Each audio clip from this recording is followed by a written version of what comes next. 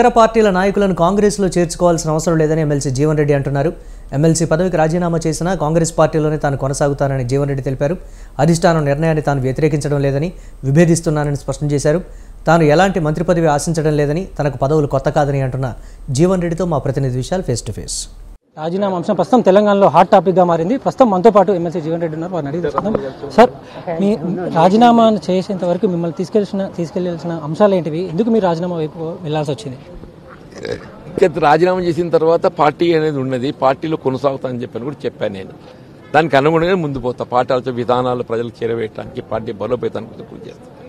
ఇతర పార్టీ నేతలని చేర్చుకోవడమే మీరు తప్పు భావిస్తున్నారు అంటే మీకు ఆ బీఆర్ఎస్ సంబంధించిన జగిత్యాల ఆ ఎమ్మెల్యేని చేర్చుకోవడమే మీరు తప్పు అంశం అదే. ప్రస్తుతం ఉన్న అంశం ఏదైతుందో, వీళ్ళ కాంగ్రెస్ పార్టీ ఆలోచన విధానం ఏదైతుందో, వీళ్ళ డిఫెక్షన్స్ ను ప్రోత్సహించకూడదు అని ఏదైతే మేము ఎన్నికల ప్రణాళిక పేర్కొన్నామో దానికి అనుగుణంగానే స్పందిస్తున్నాం, మాట్లాడుతున్నాం. మరోవైపు ప్రతిపక్షాలు బీజేపీ కానీ బీఆర్ఎస్ కానీ కాంగ్రెస్ పార్టీ కూలిపోతుంది, డేట్లు పెట్టి మరి కూడా చెప్తున్నారు. అలాంటి సమయంలో పార్టీల నాయకులని ఇప్పుడు ముందు కేంద్రంలో సంగతి చూసుకోమని చెప్పాను.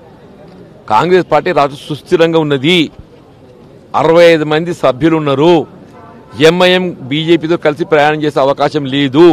ఒక సిపిఐ ఉన్నది 65, ఒకటి 66, 7, 73 మంది ఉన్నాం. ఏమని చెప్పంటున్నా, కావాల్సింది 60 మంది, 73 మంది ఉన్నారు, 74 మంది కూడా ఉన్నాం అంటున్నాను. తెలంగాణలో బీజేపీ పుంజుకుంటుంది. మొన్న 8 ఎంపీ సీట్లు కూడా వచ్చాయి.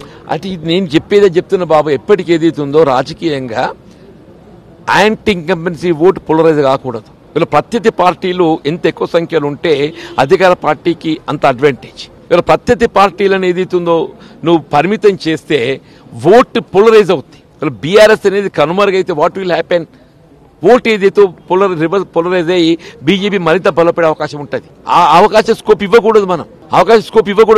ఇప్పటికే మంత్రులు కూడా డిప్యూటీ చీఫ్ మినిస్టర్ అదేవిధంగా మంత్రి శ్రీధర్బాబు కూడా మీతో ఏం మాట్లాడారు? మీరు ఎలాంటి నిర్ణయం తీసుకున్నారు? డిస్కస్ చేసుకున్నాం. ఎట్లా బలోపేతం కావాలి, పార్టీ ఏ విధంగా ఉంటే బాగుంటుంది డిస్కస్ చేసి.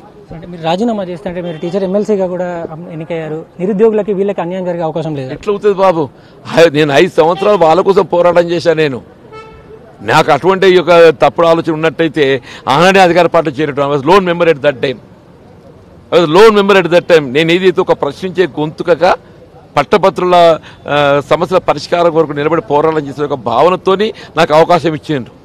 దానికి అనుగుణంగా 5 సంవత్సరాలు నిరంతర పోరాటం చేసి నేను ఇవాళ కూడా అయితే నాకు అన్నట్టు ఒక అనుభవంతో ఏదైతుందో, నేను పట్టభద్రుల్లో భాగంగా ఉండే నిరుద్యోగ యువతే కానీ, ఉద్యోగస్తులు, ఉపాధ్యాయులే కానీ, వాళ్ళ సర్వీస్ కండిషన్స్ కానీ, 370 జీవో కానీ, ఇవన్నింటితో పాటు కూడా ఏదైతుందో నేను స్పందించబోతున్నా. ఎప్పటికప్పుడు మాట్లాడుతున్నా. ఫైనల్ గా ఏదైనా మంత్రి పదవి ఆశించే జీవన్ రెడ్డి ఐఎమ్ సారీ. దయచేసి అటువంటి ఒక డిస్కషన్ తెరపై పట్టుకురాకండి.